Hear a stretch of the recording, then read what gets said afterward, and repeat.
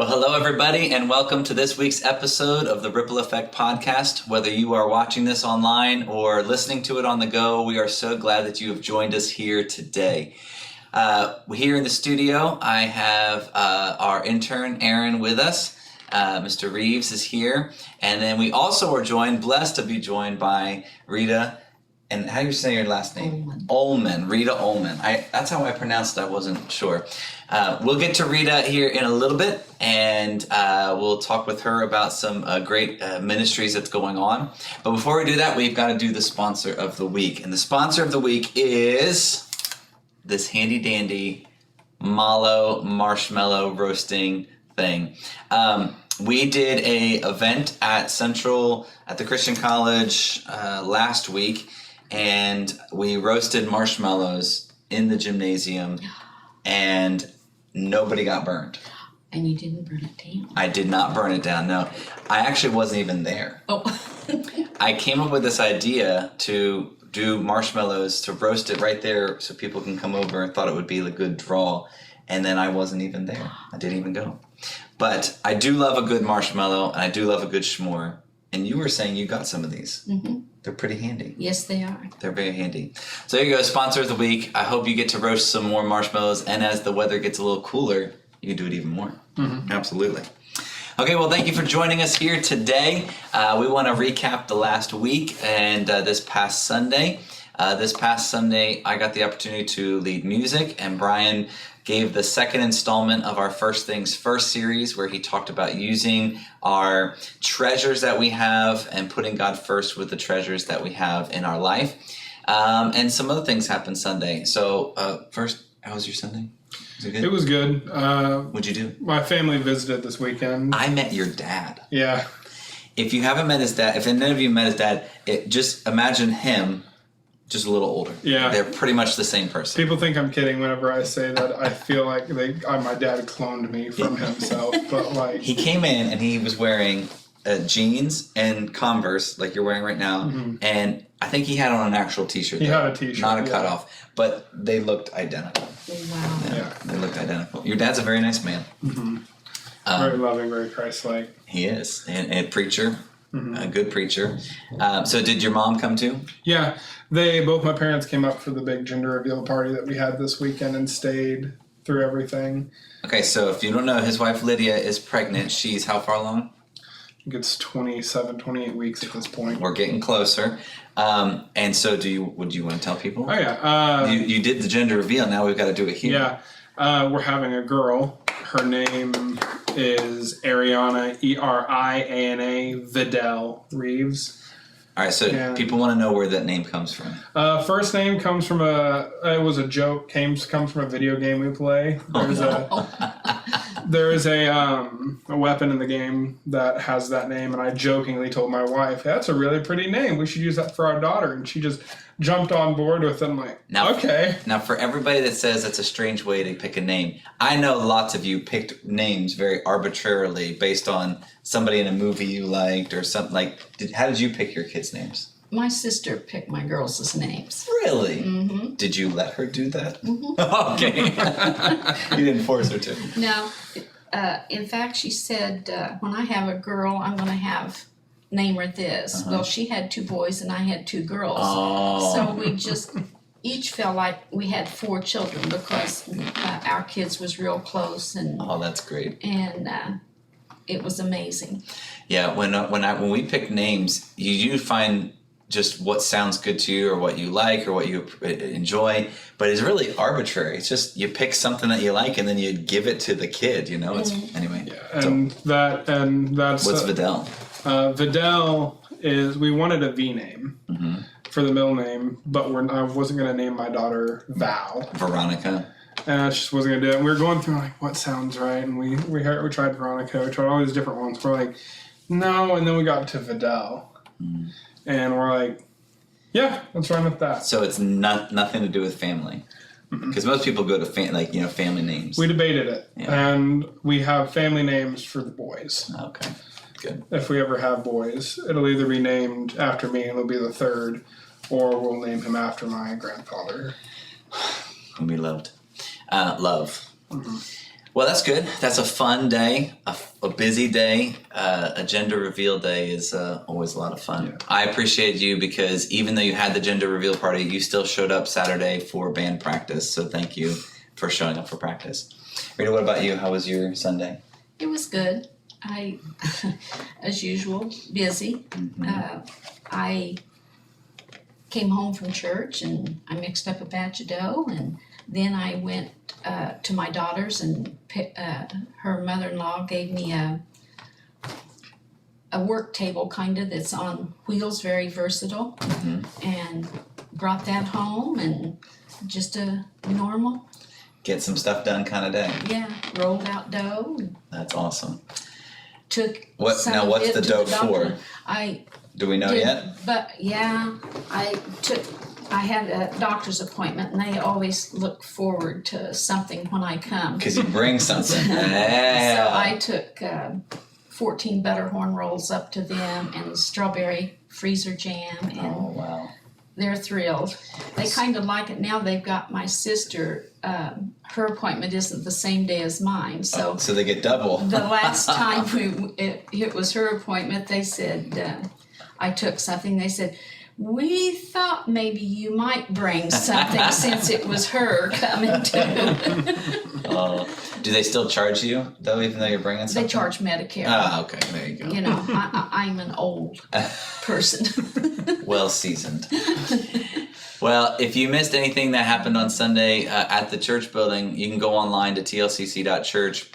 We're in a series right now talking about first things first and putting God first in our life, and how when we make the conscious choice to put Him first with our treasures, the resources that God has given us, including money, God blesses us even more. And that's a principle that I know I can attest to early on, to say we're going to give God first and trust Him for everything else. So that's at tlcc.church. Brian did a great job preaching, and that message is there, and the whole service is there. We also highlighted a couple more groups, so if you want to see that as well, you can look at tlcc.church. Okay, we got the TLCC top 3 coming up. We want to let you know about real quick. The first is we announced more groups that are happening. So also coming up is Serve Day. So we did Serve Day signups at church. If you are not a part of a small group, we call them growth groups here. If you're not a part of a growth group, we encourage you to go to the Church Center app and sign up for a group. There's Wednesday nights groups, there's groups that meet on Sunday morning, Bible study groups, and then there's midweek groups that you can choose from. So pick one, commit yourself to it for this semester, and be a part of community. Also for the Serve Day signups, some of them are still up. They'll be up for this coming Sunday. Not all of them are still available because some of them filled up quickly, but there are still some there to sign up for this Sunday, and that's coming up real soon. We also want to let you know that Wednesday nights are about to start up. They're coming up on the 6th, which is the first Wednesday night in September, and all the programming is going to start for Wednesday nights. All the kids stuff, all the Bible classes, everything will happen on Wednesday nights. And then we want to let you know about after Serve Day, which is on the 10th, September 10th. The week after Serve Day, we're going to do another choir. So I know some of you really love to participate in the choirs. So that'll be on the 17th. So Brian will be talking about it here in a little bit, but make sure you look forward to, if you appreciate being a part of a choir or thought about it and don't really know if you should or should not, just be a part of it, because it's a fun time to sing together, to worship together, and that'll be on the 17th. So there you go. That's a TLCC top 3 of the week to let you know what's going on. All right. You were so thrilled to come on this episode, and I'm so glad that you're here. First, You don't realize how lucky you are. I know, I'm agreed to so this. lucky. Okay, so first, tell us a little bit about yourself. Where were you born? Where were you raised? How long have you been a part of Timberlake Christian Church? Tell us a little bit about yourself. I was born in Centerville, Iowa, and I lived in Putnam County until 1961. Okay. And then I got married, and then in January he was drafted into the service, so I went to Bell Telephone Company in Des Moines and worked until I could go with him. I was gonna say, where did he get sent off to? He took basic in Colorado Springs, and then he went to Junction City, Kansas, and we spent the rest of the time there. Mm. And then we moved, when he got out, we moved to Cahokia, Missouri, and he worked different places there. Okay. I worked in Kansas at a Army grocery store, which was different. And How so? well, very busy. Mm. And I don't know how to. It was one of the bases that allowed at that time mixed marriages, Mm-hmm. and So lots of people wanted to go to that one. Yeah. that was very new to me. Mm-hmm. And then I worked in a grocery store and a restaurant in Cahokia, and while we lived there, I also worked in Burlington, Iowa at the Army Ammunition Plant, Wow. made mini mines. Yeah, I was gonna say, so Yeah. that's making mines and Uh-huh. all sorts of stuff. Wow. So No accidents, you have all your fingers. I have all my fingers. One night there was a new kid came on, and he was anxious to go on break, and we told him, you know, this is something you can't hurry. Mm-hmm. You had to keep everything sprayed down with Freon, Mm-hmm. and he went to clean the dial, and he was brushing and blowed, and it blew his eyes out. Wow. And I was pulled into the office at that time, and then I worked in the office from then on. Wow. So how'd you end up in Moberly then? Well, my husband and I, we divorced, and I moved back to Lancaster, and I went to work. I had a daycare home there, Mm-hmm. and I worked at a restaurant, and I met Robert there, and he worked down here, so You followed him. I followed him. Oh, He was man. a truck driver, Okay. and so I've been down here since November 1st, 1982. Wow. So I did a lot of different things. I baked out of my home. I baked for a little store in Lancaster. So I want to get into that because you're known for your cooking. You're pretty well known for your cooking. You've done a lot of different cooking, especially in this community as well. Mm-hmm. I first heard about you because of your rolls. Oh. Were pretty famous. Where did you learn to cook, and how'd you even? I mean, that's something that has it been a part of your life for a long time. Mm-hmm. Okay, so who taught you? How'd you get into it? I was a farm girl, Mm-hmm. and my mother fixed everything from scratch. And then when I got out on my own, I more or less learnt myself. Mm-hmm. And God has been good to me. There's been a lot of times that I'd be short and think, how am I going to make it? Mm-hmm. And God never let me down one time. Mm-hmm. My phone would ring, and it would be in order and be exactly the amount of money that I needed Wow. to finish paying Wow. a bill. Yeah. So it's, it's amazing how God works. God is good. Yes. And I know you've blessed our life with food before, but you've also been intentional about when someone's in need, or if there's a way that you can bless someone, it's usually through food. Mm-hmm. And I've really appreciated that. How have you seen food bless people's lives? I think it blesses me more than it does them. Really? Yes. How so? I just love doing it, and I love giving. Mm. And fortunately, money-wise, I can't, and that is some little way that I can do something for people that I enjoy, and usually they enjoy. And it was the same way when I worked at the college. Mm-hmm. I wasn't there for a job. Right? I was there because of my kids. Yeah. You know, I've got a lot of kids out there, Mm-hmm. Yep. and it never felt like a job. I worked lots of hours, but I loved every minute of it. Mm-hmm. My husband went through different illnesses while I was there. The students was awesome. Mark was amazing, Mm-hmm.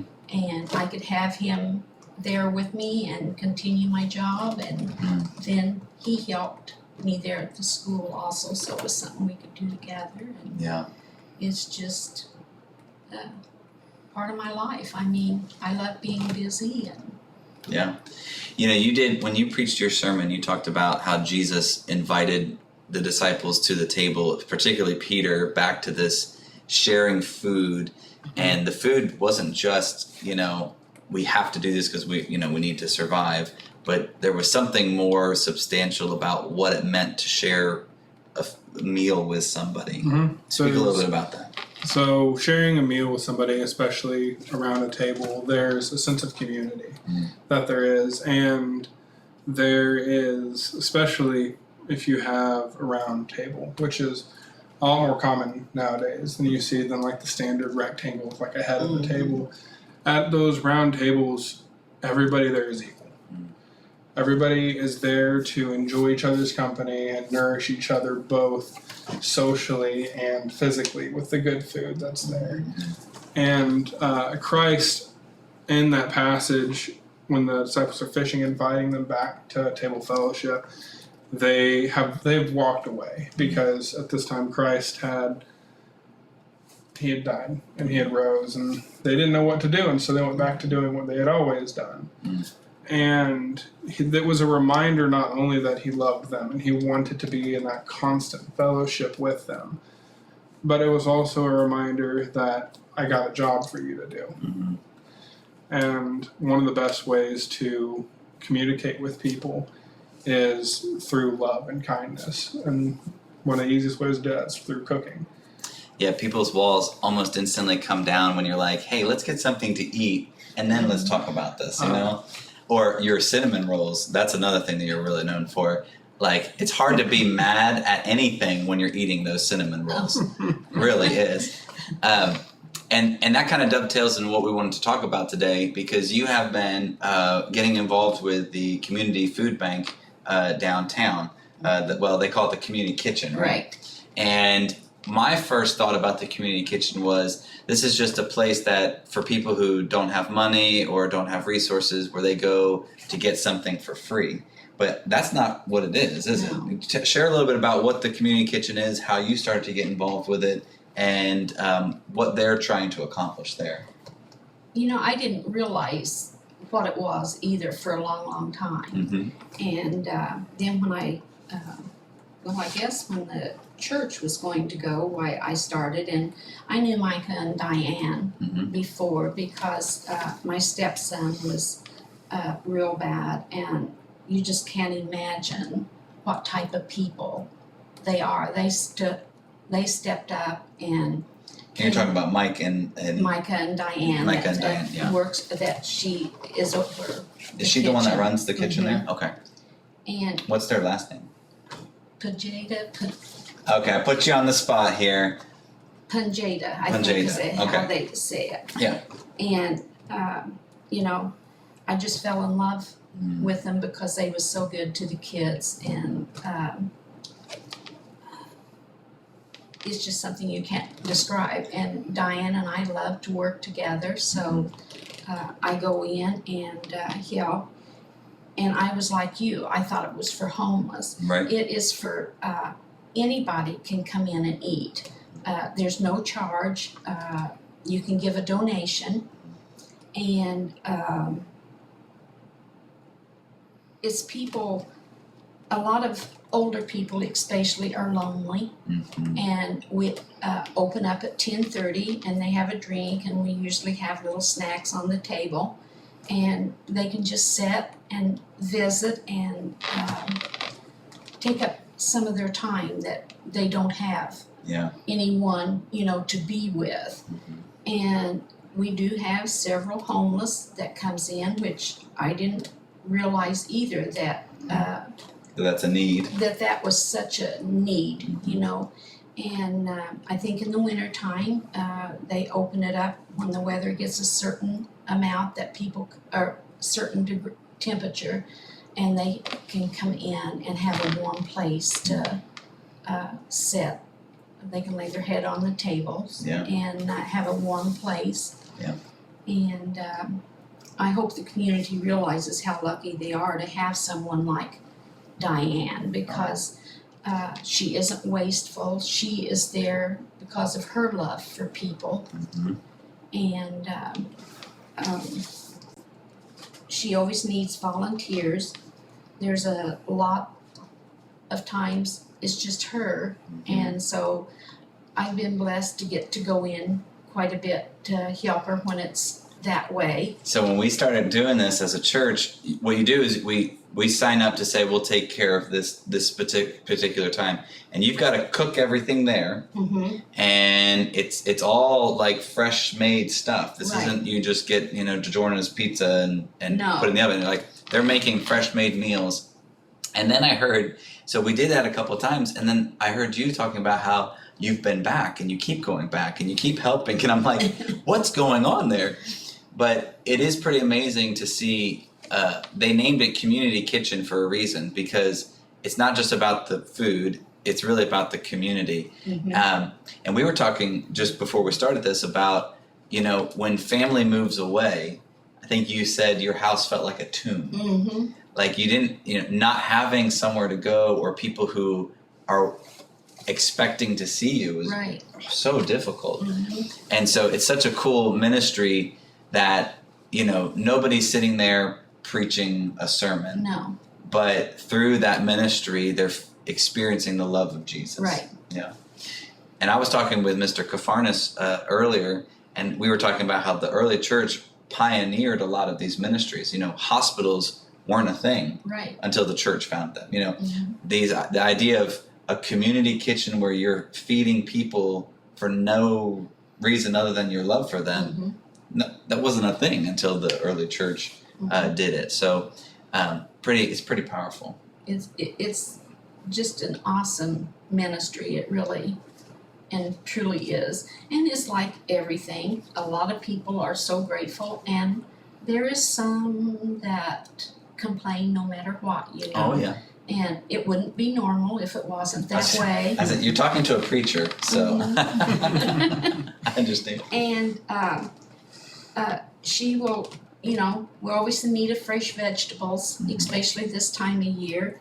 And she's in real dire need of meat right now. There's a big shortage of it. If there would be anybody, that donates things like that. It can't be something like that you use at home and think, oh, we don't like this, so we'll take the rest of it there. Prepackaged. It has to be prepackaged, or Can they use different kinds of meat, like beef, pork, deer, any meat?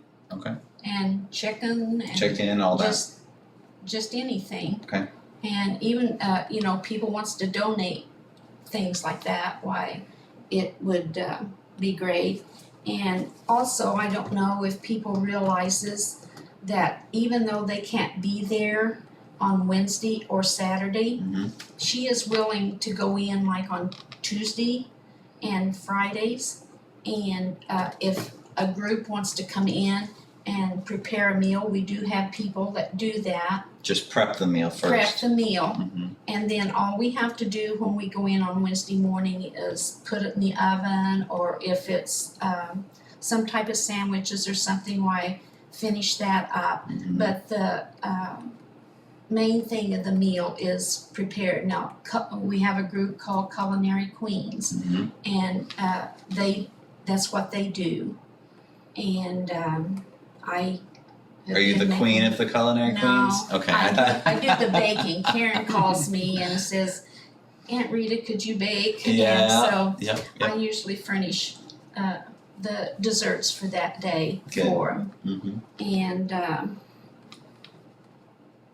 And also, a lot of times, the kitchen will furnish the food. The group, if you could come in and prepare it.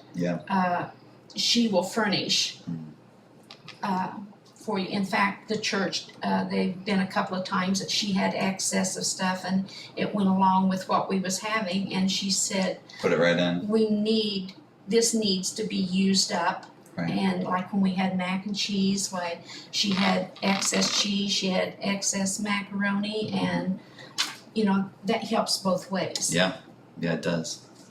And here she said that is a way to get in contact with her, and she doesn't care for you to give that out at all. Okay, so here's a couple of the details. If you are someone that's interested in getting involved with this, this isn't a ministry that is directly through the church, but it's one of those ministries that directly impacts your community and is so important to participate in.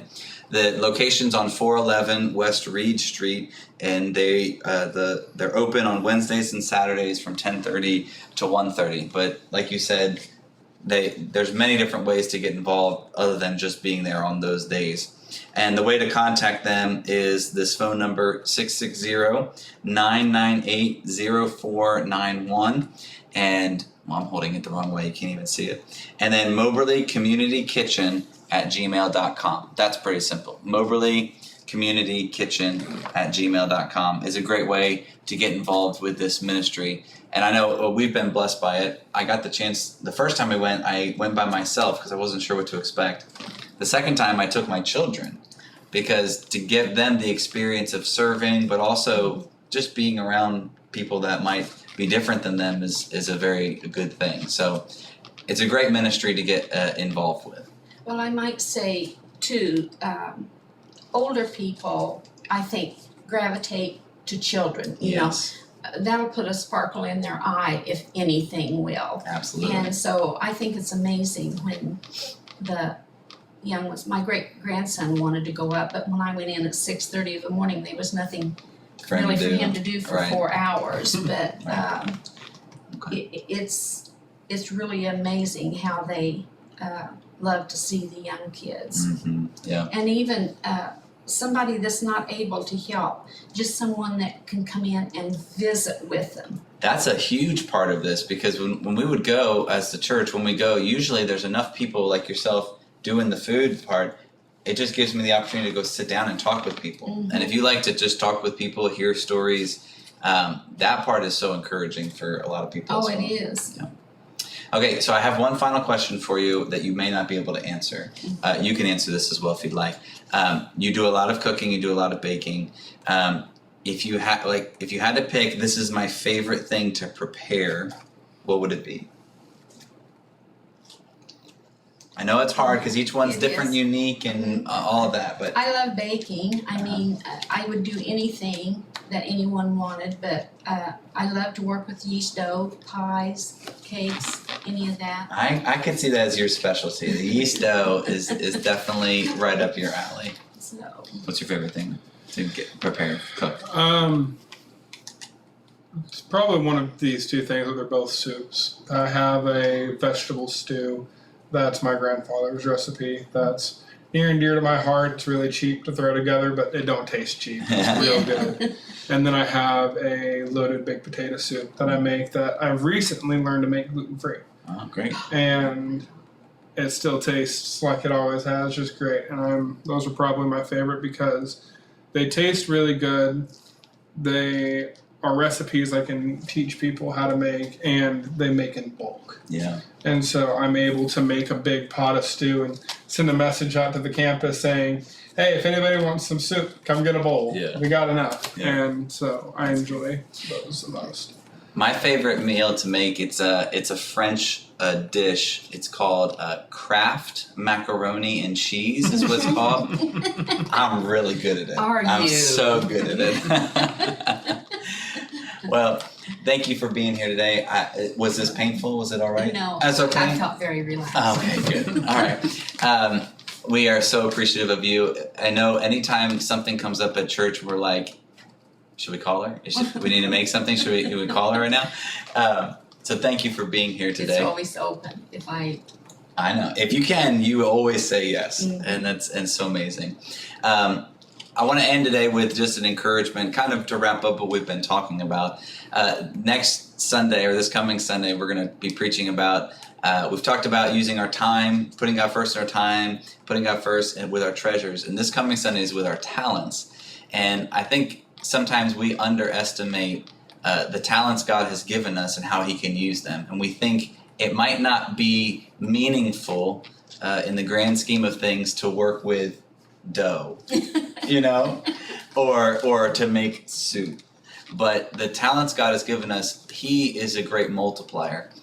When we give them to Him and we say, I'm going to, with a heart of generosity, use what I have to bless other people, even with something simple as food, God is glorified and honored. And if you remember what Jesus said to people that He said are not going to enter the kingdom of heaven, they said, why? And He said, because when I was naked, you didn't clothe me. When I was hurting, you didn't have. When I was hungry, you didn't feed me.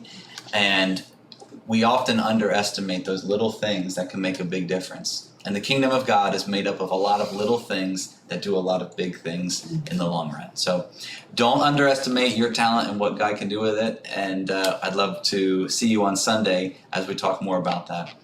Thank you so much for being here today. You're welcome. God bless you. Thank you for being here today. And thank you all for being here today. We will see you next week on the Ripple Effect podcast. Bye.